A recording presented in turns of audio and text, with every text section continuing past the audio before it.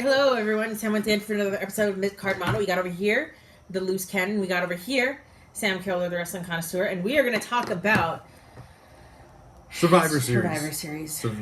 Survivor. It really was like a Survivor sort of event if you didn't commit seppuku in the middle of the show because it was so bad. So, we're going to go through it match by match, starting with, of course, the pre-show, which was the best part of the show. The tag team elimination didn't count match. It didn't count. But that was according to Michael Cole. That was Team SmackDown, which was represented by the Usos, the New Day, the Good Sanity, Brothers, the Good Brothers, and the Colons, versus Team Raw. Who? Primo and Epico. Who? Oh, we haven't seen the Clones. I was trying to remember what they were repackaged as. Los Matadores. Los Matadores. They were the Clones, and then they were Los Matadores, and then they were like, what was it? The Shining Stars of Puerto Rico, and then we haven't seen them ever. And then now we saw them again. Since the vignette. So the Clones are returning, and we haven't seen them. But they're... Till now. Yeah. And they were going up against Team Raw, which was represented by Gable and Rude, The Revival, the B Team, Lucha House Party, and The Ascension. The Ascension, yes. Yeah. And I liked this match. I did too, honestly. I've always enjoyed the Survivor Series matches themselves. And I was the tag ones are crazy looking because you have so many guys people out there. But they all... Let me just throw this in. I don't know when they went to the traditional 5-on-5 because growing up it was 4-on-4. Always. So I don't know what this traditional 5-on-5 Michael Cole keeps saying as he's being fed words from Vince McMahon, but traditionally, vintage is 4-on-4. Just saying. Got the network at your fingertips. You can go back and watch, Vince. Yeah, and it's free for all employees. Instead of being $9.99. Yeah. Anyway, I just thought... I liked this match. I was glad, actually, that the last remaining tag team on Raw was the Revival. Me too. The best tag team on Monday Night Raw, honestly. Arguably the whole show. I'd argue with you on that. It's but arguably. They're great. They're a great tag good team. Yeah. And I was really glad they got a chance to stand tall for Monday Night Raw at the end of it. And I was very glad to get the sort of Usos versus Revival kind of mini dream match out of the two sides. Usos arguably on the hottest streak they've been on as far as performance-wise and even just critical praise and prestige. And the Revival has always been a really solid tag team. They show they can work really, really well with pretty much anyone. The irony is with the Revival, they idolize old school so much. Yeah. And especially Arn and Tully. And the irony is that Arn would say they didn't need you until they needed you. And that is exactly what is Revival. Yeah. They don't need the Revival until they need them. And when they need them, they throw them out there. Yeah. Oh, it's the Revival. The Revival's so good. But when they don't need the Revival, they get shit on. Yeah, they're an afterthought. They're less than an afterthought. It's really a shame. It is very unfortunate because they've proven time and again, especially in NXT and even on the main roster for the little bit that they've had on the main roster, that they can go.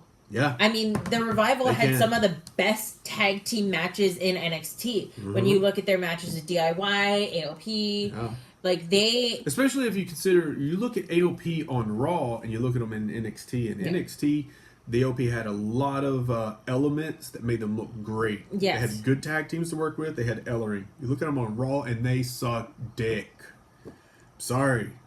Your boys suck dick on Raw. I don't understand, you know. I mean, God, we can get into that too later. I don't know. But yeah, so that was on the pre-show. That was the one match that was on the pre-show. That was like the only match on the pre-show, wasn't it? Yeah. So I'm sorry, I don't know why they don't just include it as a whole because this was the only match. And then they're saying, well, and it that doesn't was the count. and SmackDown won. So of course the Usos were the still surviving team of that encounter, and so that was the one win for SmackDown, sort of showing that SmackDown comes ahead early, but proving what we all already knew. What is this? Getting a phone call from Square Circle Journal. Oh man. Hey there, you're about to join a recording on Anchor. If you're not ready to be recorded, just disconnect. We are now. doing You can also Inception right disconnect at here. any time to stop recording. Inception. All right, everybody, welcome to another edition of Ringside Ramblings. Today is November 24th, 2018, and I am joined by, as always, the one and only wrestling connoisseur, Sam Keola. But in addition to that, I have been walking on eggshells thinking that the loose cannon might show up on the podcast today. Bang bang! Loose cannon, how's it going? It is going well, my friend. How goes it with you? It goes well, and we're excited to have you here today. I guess I should say hey to Sam, too. Hey. Or should I How's it say, going, hey. Oh man. Makes me miss you. Well, I got the untrimmed mustache to say it right now. He does. He looks like a madman. And not you just know what? looks. I wouldn't expect anything less from our wrestling connoisseur. Really excited to have you on today, the both of you. Sam, We're excited to have you on as well, John. Yes. There's a lot going on. It's an absolute honor. And I'm excited to do this because I know we've been wanting to do something like this for a while. And through technological difficulties and things like that, we haven't been able to make it work. But I think we have found our solution finally. So what I'm wanting to do today is there is a STARRCADE event taking place this evening, actually. Yes. Is it tonight? Yep. It's tonight, and it will be coming from the U.S. Bank Arena in Cincinnati, Ohio, of all places. And then from that point, I think they're going to take 1 hour of the program and air it on the WWE Network tomorrow. I believe so, yes. Oh, okay. So I'm interested to see what exactly they're going to do with that. Right now, there's been 7 matches announced. Obviously, I don't think we'll get all 7 of those matches on the network. What I'm thinking they might do is more of a highlight reel, or they might just pick out 2 or 3 of the more significant matches. Yeah. But I think what we'll go through is we'll go through the card and kind of feel our way through it. At the bottom of the card, we have The Miz versus Rusev. Yep. And off the bat, this is a really interesting match because we've kind of seen Rusev being worked as a heel on the Mixed Match Challenge, and we've been seeing The Miz kind of being transitioned into a babyface role, at least through dark matches and things like that. So this might be more of an experimental approach. What do you guys think? I agree.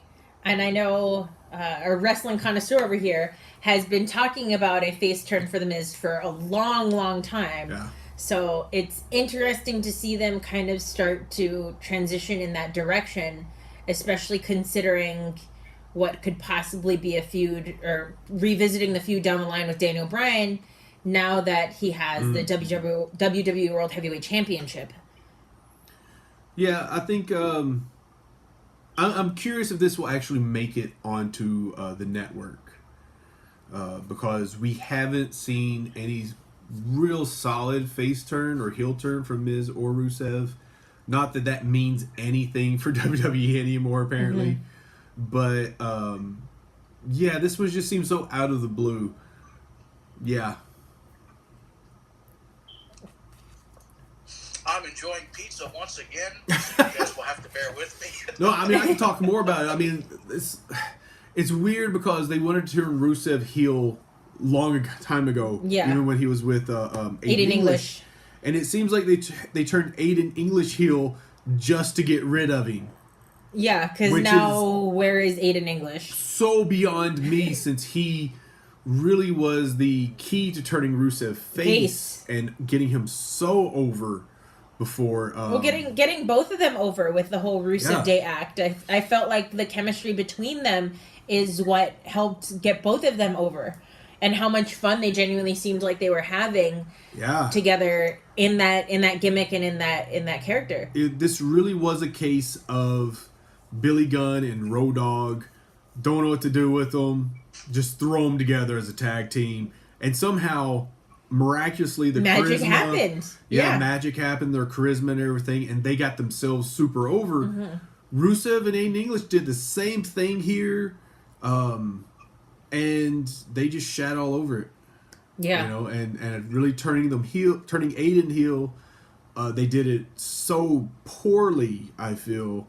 And it really just sort of fizzled out. The storyline that they were trying to go with just kind of never got revisited, and they decided to sort of sweep it under the rug, and it didn't do anyone any favors. It didn't do Rusev any favors, didn't do Lana any favors, didn't do English any favors. Yeah. It was just a waste. And here's the funny part, was that the fans actually connected dots and gave them a storyline. Yeah. It was so vague and everything that fans were like, hey, Milwaukee, you know what happened in Milwaukee? The Rock and Lana happened in Milwaukee, and just handed them a storyline essentially. And they did nothing with it. And they did absolutely nothing with it. They actually did the opposite of nothing really. And they buried it. They buried it with one segment. They're like, well, we can't have that, and just cut it off. And then their go away match of the feud was like a 5-minute squash with Rusev coming out on top, and on SmackDown, like most of the match I believe was probably in a commercial break or something. Yeah, it was absolutely ridiculous because you had a guy. Aiden English is pretty good in the ring. Yeah. I mean, he's smaller, but he's gonna bump like crazy for you. He's excellent character-wise, and his level of dedication to keeping within that is really admirable, and not something that everybody has a good concept Crowd of. reaction's great. Yeah. He knows very well how to work a crowd, just very naturally. So the question is, if Rusev does turn heel, are they going to bring them back together? Has this been like a failed project in their eyes that, we should never broke them up? Personally, I don't see them going back together. I think what it boils down to, I don't really think WWE knows exactly what kind of star they have on their hands when it comes to Aiden English. Yeah. I think the vaudevillains were kind of just initially put I am together. in shock. WWE don't know? Say it ain't so, John. I wish I could. But, the thing is, when it comes to Aiden English, you look at his career trajectory, and when you consider how he came up, with the vaudevillains, and then they got put on SmackDown, there never really seemed to be any grooming for a more prominent role on the roster. And I think what happened with Rusev just kind of fell into place for the interim, but I don't think it was ever about Aiden English. I think it was always about Rusev, and they just weren't getting the reaction that they thought they would, so they killed it. Yeah. That I feel is very accurate. Yeah. Like with anything, if you start getting over and they don't want you over, they'll kill it. But I think we touched on this a little bit yesterday. Like with Aiden English, there's so much that they could do. And we know that WWE is not beyond. He's a good idol. Right. WWE is not beyond using anything to their storylines, like dropping Roman Reigns' name and about leukemia or his battle with God from Dean Ambrose's promo the other night, and everybody flipping out, or Natty Neidhart and them using Anvil's death as a storyline with Ruby Riott. Why would you not use the fact that he married a good he's idol? a Guerrero? Yeah. He married what's her name? Shao Guerrero. You got Vicky Guerrero on speed dial to use at any point. I'm sure they could bring Chavo in if they really wanted to for 6 months or a year or whatever, and use that with Aiden English. And I mean, my God, you got at least a upper mid card world title challenger or anything with that regard. Having Chavo in his corner, his wife in his corner. Vicky Guerrero, they could bring her in as GM if they wanted to for a moment with him. it would really write itself, and you got a good talent, people that are great on the mic. You have Chavo cheat for him. It works itself out. Yeah. So they could have drugged this feud out for a long time if they wanted. But no. We have a failed Rusev face turn, essentially. And now it looks like he might turn heel with The Miz. And we know The Miz can turn face on a dime. They're doing it in house shows. We've seen him do it in promos where he comes out and he trash talks John Cena or Roman Reigns or whoever, and the fans are all behind him eating out of his hands before he heals it up and flips the crowd. So we know Miz can do it. So it's... And with all of these ideas, you know, in consideration of that, the sad fact of the matter is he was never part of the plan, Aiden English, that is. Yeah. And he's not going to be. Yeah. At least until something switches, you know, presumably in Vince's mind, or if, you know, a more prominent member of the creative team, hey, no. You know, they could always just say he's 205 pounds and send him to 205 Live. I think the thing with Aiden English, too, is he's so good at being subtle with how he reacts and responds as he needs to in the ring and even in character, that oftentimes he'll be the one that gets overshadowed. Yeah. And for example, in the Vaudevillains, it was Aiden English and Simon Gotch. And Gotch, because he just had a lot more striking of an appearance and a lot more distinct of a style in ring, Gotch was the one that really sort of drew a lot more of the focus of the Vaudevillains. And in the same way as his sort of relationship with Rusev, he was there to build up Rusev, and so he didn't get a lot of the glory himself, right, outside of just being a more managerial sort of role for Rusev. But he's proven time and time again that he can hold his own if he really needs to, or even if they gave him the chance. I'd also say that because he's so small built, and he's really cut. Yeah. I mean, he's got a great physique on him. He's just really tiny. Comparatively. You know, not height-wise, but I mean just physically, he's a small guy. He's a small waist. And, I mean, what do? You know, some people cannot gain more muscle mass than what they already have, and he's pretty cut already. Yeah. Right. So beyond just fattening up, you know, I don't know what else he could do to garner their attention physically. There you have it. I think ultimately he's just not in the plan. So unfortunately, you know, hopefully that might change, but it hasn't for Zack Ryder. And Ryder guys like has that. all the tools.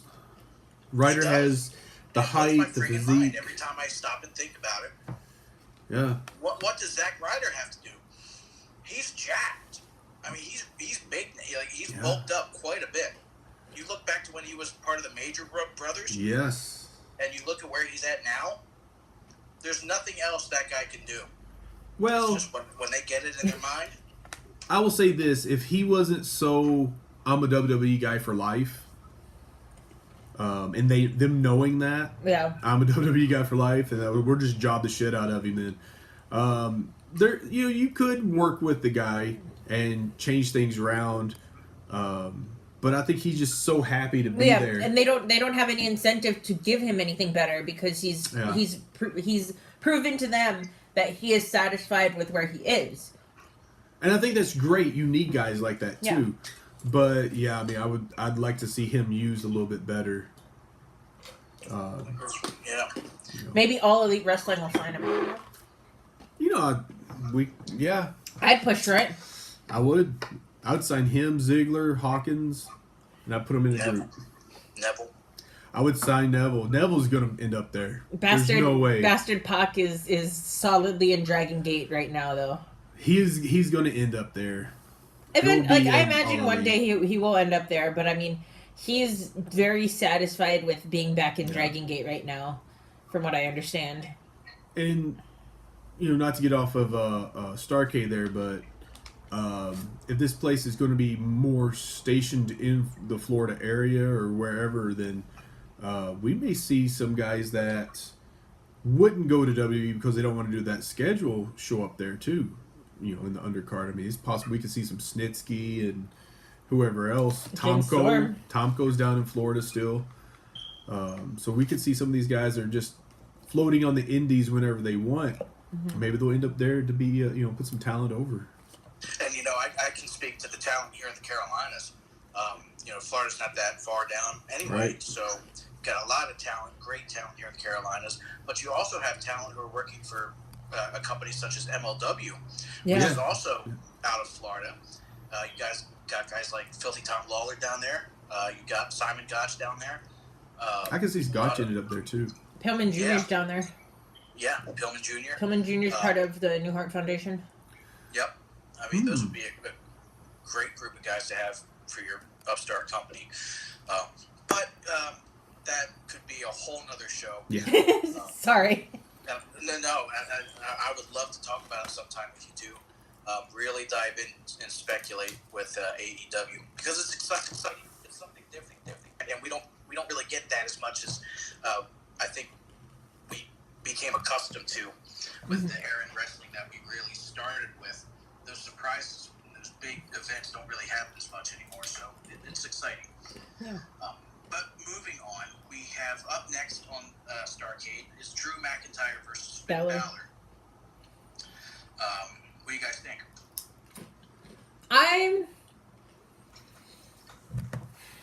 It's hard because I'm a big fan of both, but I can't help but feel like Balor's gonna be fed to McIntyre, and it's not gonna be close. You know what I mean? I don't know if it won't be close. I think we might get to see a really good match here. Obviously, McIntyre. I think we absolutely could see a really good match here. Yeah. Whether or not they choose to give that to us. I think this will be on the network show. This match will be on the network show. And, as part of their push for Drew McIntyre. Yeah. And I think what you really want to do is see a good match out of this. You don't want to see a squash match here. I mean, we need to see a match where Drew really puts on a clinic. Yeah. I don't want to see a squash match with Drew McIntyre right now. I want to see what he can do. I want the fans to see, like, oh, God, this guy is vicious. He's not afraid to get dirty. He's a monster. And Balor's the perfect guy for him to toss around the ring. You have a good face comeback from Balor. And let Balor hit the finisher. And let Drew kick out. And so everybody would be like, oh, kicked out of a coup de grace. Shit. Yeah. And then, let him cheat, whatever, and then hit that big Claymore kick and kick Balor's head off. And Balor fly across the ring. I don't think this will be as back and forth as that necessarily, only because I think back to the match that Drew had with Angle on Raw a couple of weeks ago. And I think there's precedent for a match in which McIntyre more dominates. I think we'll definitely see babyface sympathy in this match from Balor. I think we'll see him beat down a methodical approach over the course of the match, and I think Balor will make that big comeback. Uh-oh. Did he get cut off? Okay. There he is. I don't think it needs to be back and forth. I think you could do a really basic, babyface shine, the heel heat, and then have the babyface comeback before McIntyre gets the win. And just a really classic ABCD match without back and forth.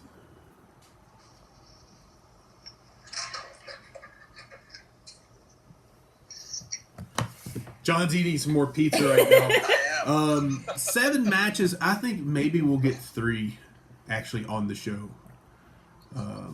And that was the number I was thinking too. I think it'd be about 3. What other matches are even on this card? Well, after this, we're supposed to get The Bar versus The New Day for the tag titles. We might get that. If the title's changing hands, we're getting that. I agree with that, but I don't think the titles will change hands. I don't but either. there is that working rumor that the New Day are supposed to be like the 50-time tag team champions before they retire or something. I believe that, honestly. So, who knows? It might happen. Woo!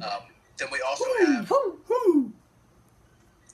We also have Asuka versus Charlotte Flair. Why? Yeah, I don't know.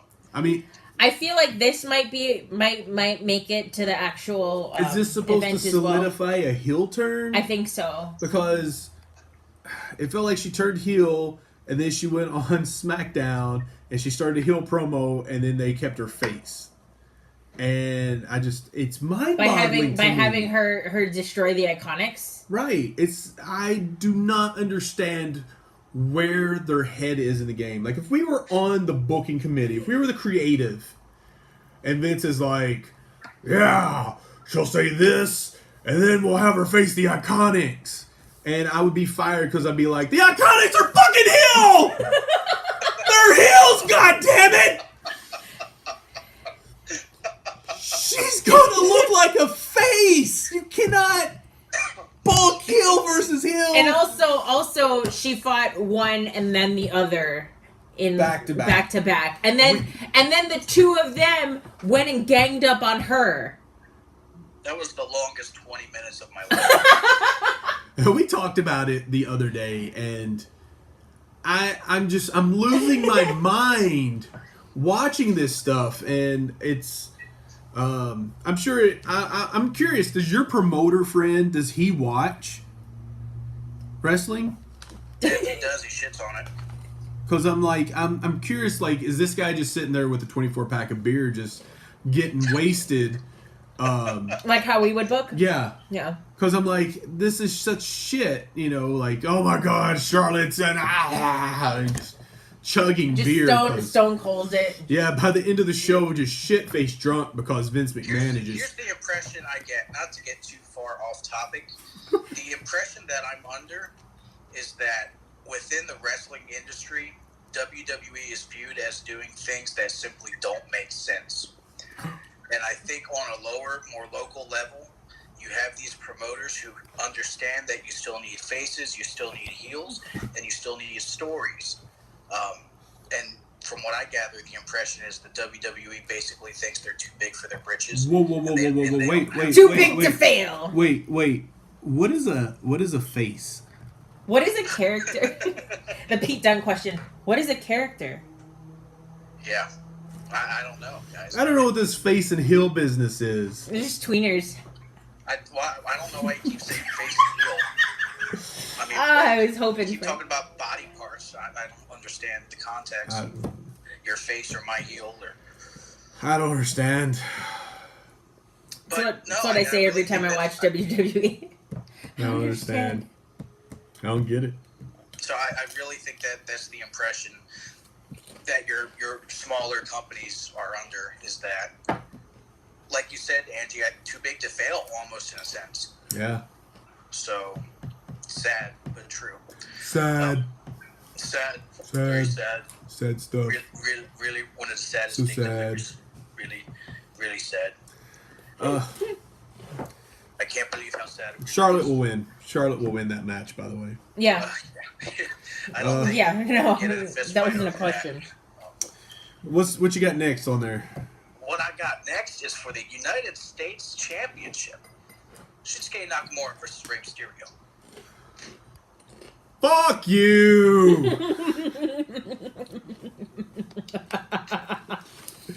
I mean, seriously, why are we getting this? Why are we getting this? Well, because Shinsuke's a face and Rey's a heel. What?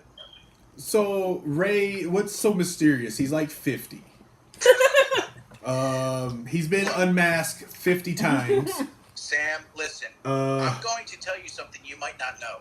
I don't know if you caught the last episode of SmackDown, but when Rey's mask finally came off, he finally looked like a young adult. That is the news. Mr.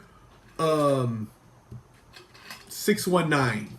Booyaka, booyaka. Is 169 pounds. And he should be on 205. I'm going to get you started, John. He should be on 205. I would be fine if he was 205 champion. He could put over some guys. He can get some guys over. But he is doing nothing on the main roster to get anybody over. I didn't mention it with Xavier. Why are you now bringing it up with Ray. Because I know it's a hard spot for you. But I mean, seriously, I'm done. Ray versus Shinsuke. He's hanging up. Ray versus Shinsuke does what? For anybody. Does it do anything for Shinsuke? Maybe it's a dream match for somebody. Vince? No. It's not for Vince. Are you joking? Maybe it's a dream match for Trips. Put him in there with Mysterio. Mysterio's Booyaka. too fast. You won't be able to hit him in the balls. What will he do? Low blow, damn it. These people don't know who Shinsuke Nakamura is. Put him in there with somebody like Ray so he'll learn. Oh. We're in Cincinnati. Up next, AJ Styles versus Samoa Joe in a steel cage match. Fuck you! What the fuck? Are you serious? Have they not jobbed Joe out enough? You like it. And you'll watch it. God damn it, Vince! I would flip the table. If I was in creative, I would flip the table. Vince's salad would go all over him. And I would flip him off, and I would give him a stunner. Because there's not enough money in the world for me in a creative position to book Samoa Joe to lose to AJ Styles again. Again. This isn't for the title now. Maybe Joe will win it. I doubt it. But see, then you would do that, and then I'd be like, I'm sorry, Mr. McMahon. You would. I'd be like, who's with me, Angie? And I'd reach out to tag. Like I'd have Vince on my shoulders. Angie, tag! I'm sorry, Vince.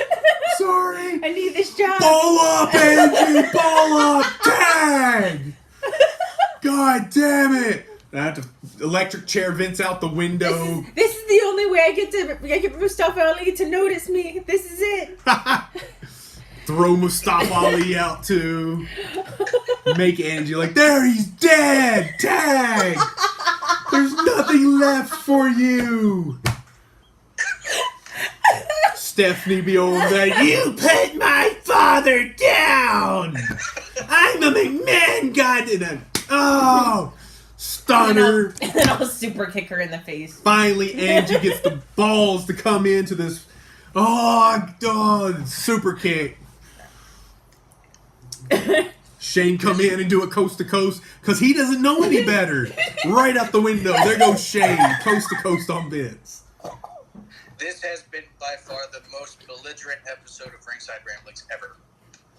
Good. I can see it now. It is good. That's all thanks to the loose cat. Like, God damn, we just killed off the whole McMahon family in one fell swoop. Trips. Creative rules! Trips is fine though. He barely The Trips would come in, his music would hit. Behold the king. The king of kings. We got rid of him, Trips. He'd walk over to the window. Suck it. It's the true colors. I'm running the show now. Anyway. That was fantastic. God, you know, I'm sure this will be a great match. It's just, why? Joe needs to win it. Joe needs to win it. They probably won't even air it, so, yeah. They probably won't air this steel cage match because there's another steel cage match for the Intercontinental Championship. Seth Rollins versus Dean Ambrose. Oh, well, that one will be on the show. That one, yeah. That's that. And this is where Dirty Dean's from, so what if they actually give him a win here? Typically, they don't give you a win in your hometown. I know, but... So. But what if they decide to lean hard into this new Dean Ambrose, give him the win here? Give him the win because he's a heel in his hometown, so he's going to get cheered. Yep. I love it. Are you talking again, Vince? I flip his gurney over, pull out his urethra cord. Horrible. But Vince, you're about to get these hands. Or I'd leave him on his gurney and then position it where Angie could jump out the window and splash him. Yeah. Do it, Angie! Do it, Cannon! Cannon! Boom! Cannonball out the window. Yeah, that's a good... Huge senton. Yeah, the Cannonball senton. Oh, yeah. Yeah. That'd be great. What else you got? That's it. That's it? That's the main event? That is the main event of the evening. Yeah. So we got 2 world titles that aren't even going to be defended. Correct. Awesome. I mean, nothing says more excitement than that. I mean, it doesn't look like it's going to be anything special. It's probably an overpriced house show. Yeah, Yeah. That's what it was last year. Except they also had Dustin Rhodes come back as the natural. Yeah. Which I teared up. I was like, what a tribute. You know what would be great? If Cody shows up outside and just does this history gimmick thing he's doing right now, where he's stumbling in the corner with the money shakes, and he's like, in 1994, WWE. I would bet you anything that he'll do it. It'll be on the next episode of Being the Elite. That would be so hilarious. Ric Flair is supposed to make an appearance. Do you think this will be tied to anything storyline-wise, or do you think it will be to pander to the live audience? I think it'll be pandering. You know what would be great honestly, if they would do this, honestly? They could do a really short match, have Flair come out there and have Dustin come out to the ring and just have them have an impromptu match right there. Just 5 minutes. Flair could do it. My God. Wait, Flair and who? Dustin Rhodes.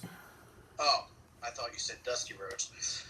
Well, from the grave. Well, you know, if he can wrestle a broomstick. Brian Pillman wrestled a pencil. Pencil versus broomstick versus blow up doll. Book it. I love it. We'll book it. I love it. Let me think about it. Let's do it. Oh, Vince. Man. You know, I don't know about you guys.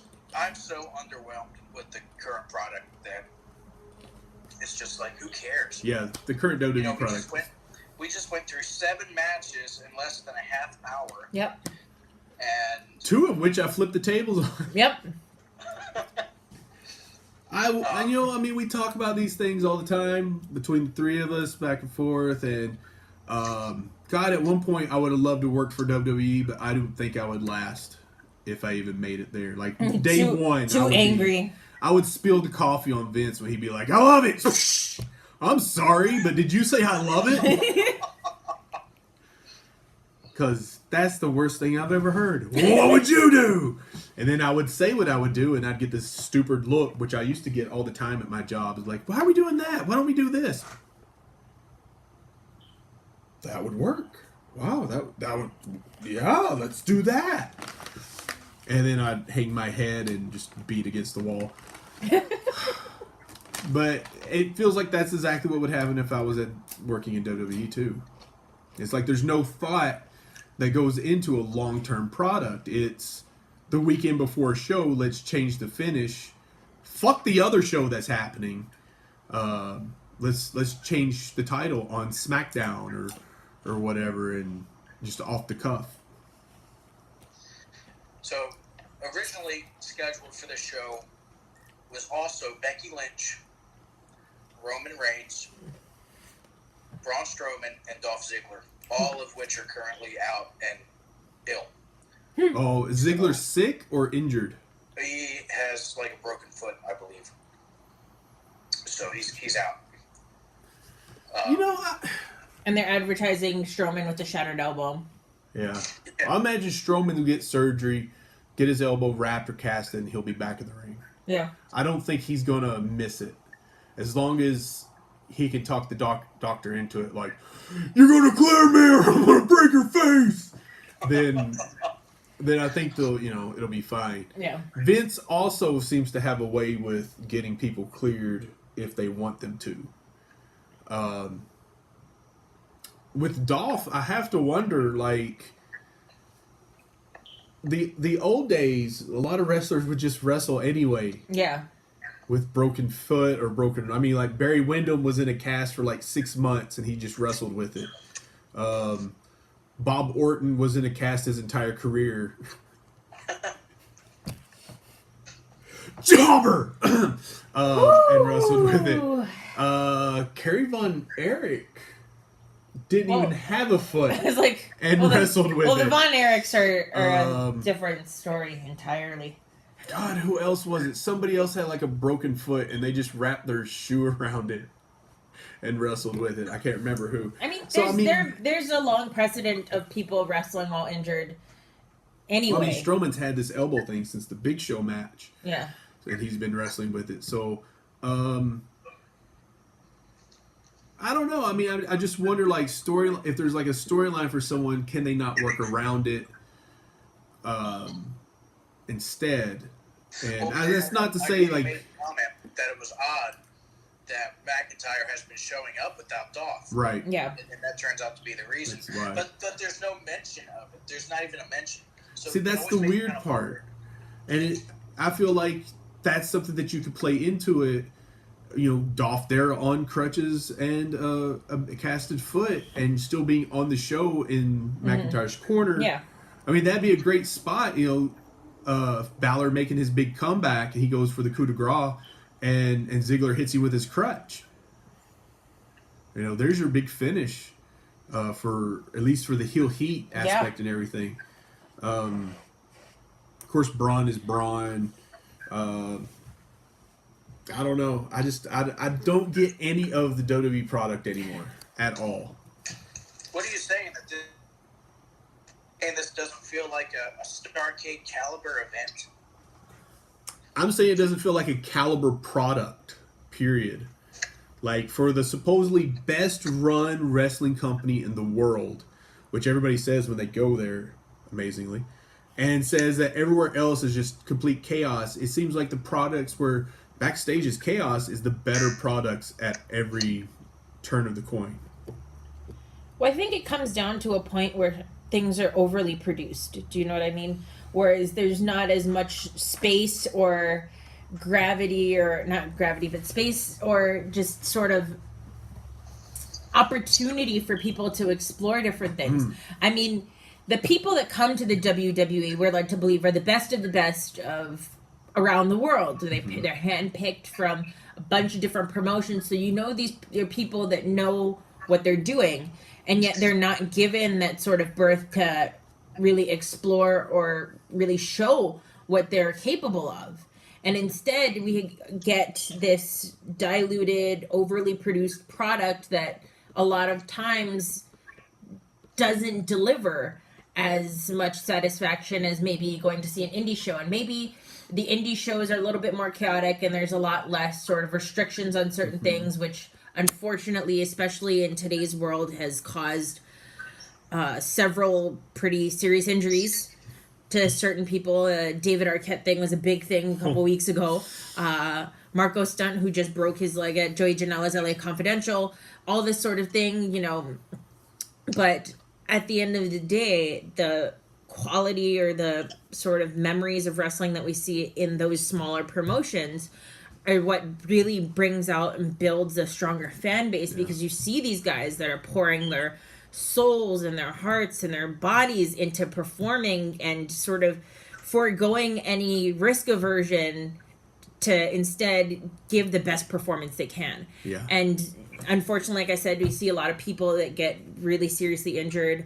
There's news, not to go too far away from STARRCADE, but there's news that on the dirt sheets they say Hiromu Takahashi, one of the most bombastic wrestlers in New Japan, one of my favorites, might never wrestle again because of the severity of his neck injury that he got during his match at Dominion with the at Dominion versus Dragon Lee. Sorry, that I wasn't just want to point out, this is coming from someone who produces theatrical shows. So,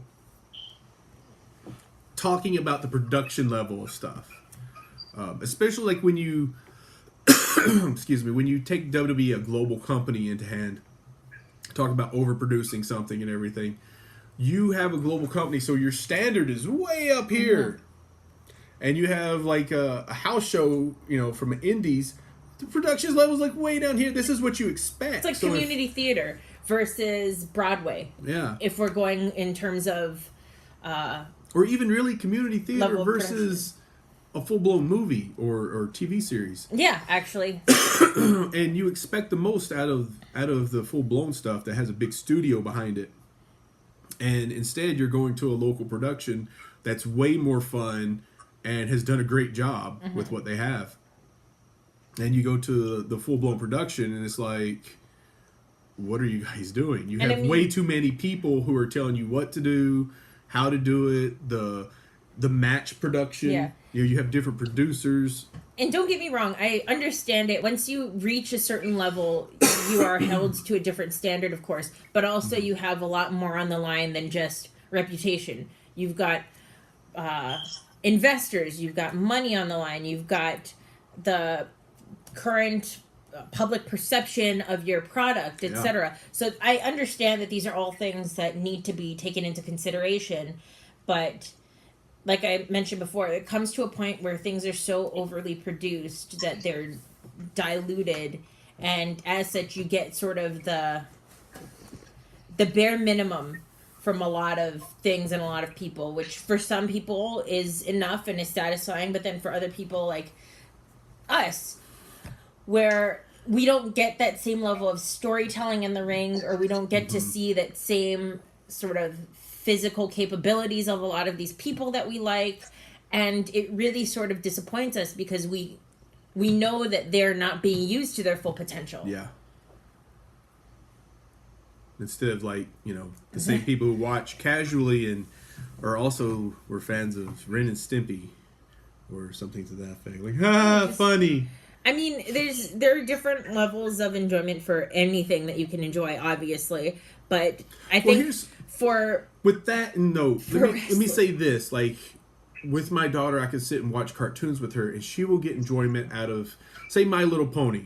Okay, like she will watch My Little Pony, and she'll get the enjoyment out of it just for her age level. But then the writers of the show have thrown in all these little things, these little Easter eggs for the adults. Where all of a sudden you're like casually watching, and then all of a sudden you're like, what was that? And that's referencing this movie, or it's referencing this show, or they're talking about this pop cultural thing that the kids have no idea about. But it's there because they know parents are also watching it with their kids. And so there's like a big spectrum of enjoyment where it's like you wouldn't expect like My Little Pony and a parent be able to sit there and go, oh, I get this. Yeah. And I see what they're doing and all this other stuff. But to me, that's where WWE should be. It's like if you're smart at writing the show and the product, then you could hit all the age levels of entertainment and still make a really good product. Anyway, how's that pizza, John? That's my rant. What did you get today? Sausage? Pepperoni? No, pepperoni every day. Every day? Pepperoni every day. Pepperoni. Got a problem with that? John recently asked me on his pizza coma day about Hawaiian pizza. Like pineapple on pizza? Yeah.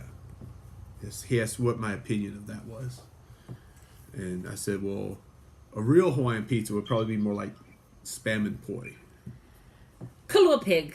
Let's pig. be real. If we're going with Hawaiian as in maoli, then it would probably be kalua pig. And poi. Instead of like the tomato Lomi sauce. salmon. Or lomi tomato. Lomi tomato. Kalua pig. A lomi salmon pizza wouldn't be that bad, actually. Yeah. See? Yeah, I don't think Pizza Hut has those. No, maybe not your Pizza Hut. But our other fast food places do kind of serve the local community a little bit. So. Yeah, Taco Bell will occasionally have kalua pig. Yeah. Like quesadillas and nachos and stuff. Yeah. And you can get Spam and Portuguese sausage at McDonald's. Wow. Taro pie. Halpia. Halpia pie, yeah. It's coconut. Just adding to the reasons that I have to escape and come see you guys sometime. I'm telling you, you get trained, and we'll figure it out from there over here. We got to start our local promotion up. We have to. And it'll be the best because we'll have the best writers. That's right. Because I know the best writers, they're good, they're best of the world, like Shane McMahon. Nothing but the best. I am exactly like Shane McMahon. Kind of. Here comes the cannon. We'll totally rip off all their songs. Cannon All right, Talks. guys. Do you have anything else y'all want to add to the STARRCADE dialogue? I'm just Hopefully hoping not that there's good sorts of nostalgia pops, because that's what STARRCADE has been It should be. the last couple years. But let's be honest, if that was the case, it would be filmed in the Carolinas. Which I was surprised that it wasn't this year. Well, here's the reason, though, and I put it together last night. WrestleCade weekend is happening this weekend. Yeah. And I'm sure that's the reason. I mean, it's a big 2 to 3 day affair. Wasn't that the same as last year? There's STARRCADE was WrestleCade 2, I believe. I don't recall. No, I think it was. Question. And if it was, they presumably went to Cincinnati because they felt their attendance was impacted. Yeah, because it seems like last year they blamed WWE for doing it last minute, trying to step on toes. No, you're right. I remember that. Yeah. I remember that. Yeah. So I'm trying to see. I'm trying to see when the last one was. I wonder if they just booked them out of the area for that weekend. I mean, STARRCADE or WrestleCade's a pretty big. It's pretty big in the South, yeah. Event. I mean, you guys got guys like Steiner and Hall, Kevin Nash, Carlito, and Buff Bagwell making a rare appearance. Okay, so Steiner's going to be there. Will the Sheik be there? Iron Sheik? Because that's enough to keep Vince away right there, I think. You tell that son of a bitch and I'll kick his ass. Come on, Sheiky baby. And Sheik will be like, fuck him in the ass. You'll fuck Vince McMahon, I don't fuck him in the ass. And him and Steiner, Vince, be like, let's just book it in Ohio. Which is, I mean, I would say they could have even probably done better in Atlanta, which is still not far. That's true. From where WrestleCade's taking place, but yeah. Cincinnati, I mean, come on. Cincinnati's just weird, unless, like you said, they're planning on strapping Dean. Isn't Cincinnati, or I read somewhere on Cape Side Seats that another nickname for Cincinnati is the Queen City. The Queen City is Charlotte. Charlotte, yeah. Well, yeah, no, but that they're also... Cincinnati may like to say that, but I would say that's false.